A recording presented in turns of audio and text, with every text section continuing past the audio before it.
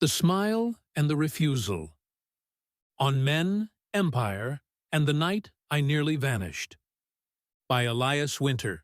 May 18, 2025. Read by an automated voice. There are nights when all the fractures surface at once. When beauty, memory, and decline converge at a table you never meant to sit at. Last night, I was sad. Not melodramatic sad. Heavy sad. The kind of grief that lives in the marrow. The kind of sadness that makes beauty unbearable. So I walked to a restaurant. Alone. There was a man already seated. Blonde, handsome, maybe a billionaire, maybe just lucky. With him, a Chinese woman, his wife, beautiful too. But the moment I sat down beside them, he looked at me. Really looked.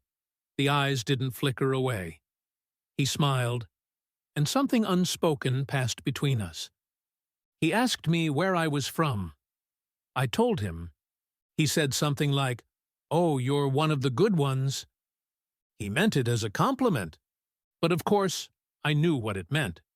I'm good because I reassure him. I'm good because I look and sound like a manageable foreigner. I'm good because I know my place. I told him my name. Pagan. Pre-religious. But I wondered, what if I wasn't one of the good ones? What if I had come out of the desert, angry and poor, praying to a god that scared him? Would he still smile? We spoke of wine. Of course we did. Wealth speaks best through rituals of taste. Then he mentioned Scott Bessent, a gay billionaire. "Isn't it great he's openly gay?" he said, loud, performative. Pride for applause, not kinship. His wife stayed quiet. Why did he say that? Why bring it up to me? Because he knew.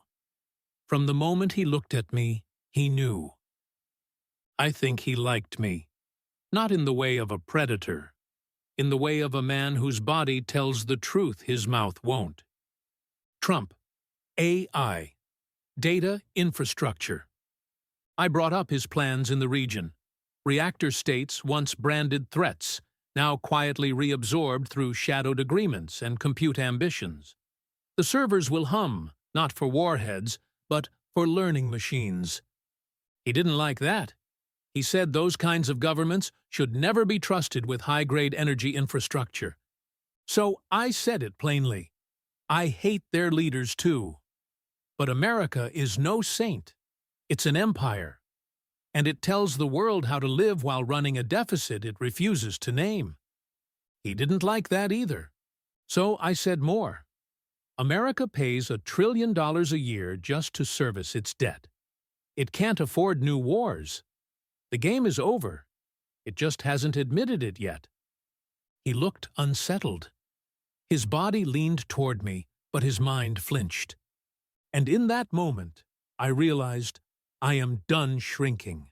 Done performing for a smile that was never mine. Done proving my goodness to men who will never love me in full. His guests arrived. He stood up. The spell broke. But he lingered. His body hesitated one last time before turning away.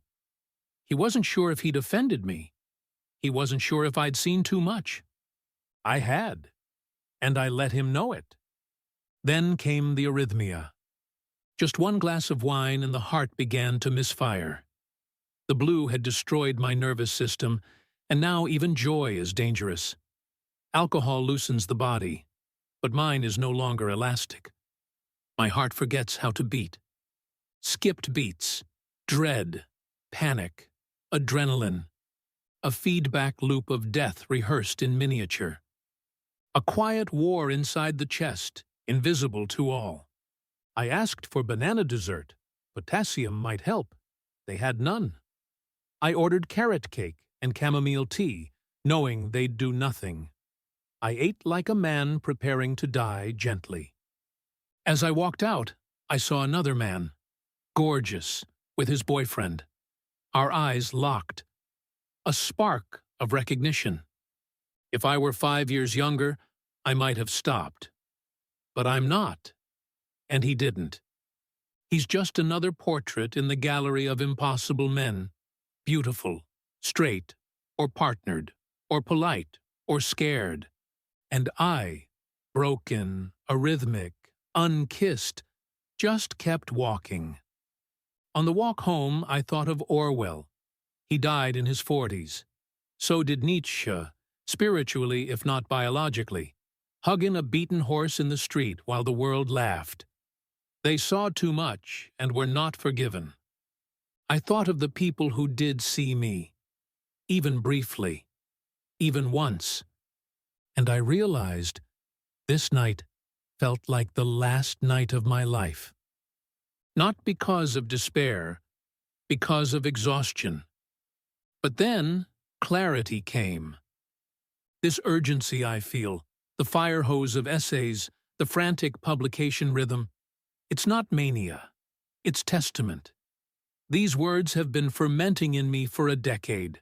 I'm pouring them out not for acclaim, not for rescue, but because I want nothing left unsaid. If I die, let the record be full. And yet, I am not dying. Not tonight. I still have things to say. I may be lonely. My friends may have failed me. My body may be a haunted machine. But I am not done. This man at the bar, this beautiful blonde empire-backed man, he gave me a gift. He reminded me of the choice I made, to stop negotiating with a world that keeps asking me to disappear. I will not disappear. Not for empire, not for America, not for men who smile and say, I am one of the good ones. Not for a gay community too numbed by dancing and coke to remember its profits. Somewhere, someone is still listening. Even if it's only me, I will speak. Even if my heart forgets how to beat. Even if no one listens. Even if the beauty I long for looks away. Because some of us are born to witness, and some of us survive by refusing to shrink. Elias Winter, still here, still watching, still writing.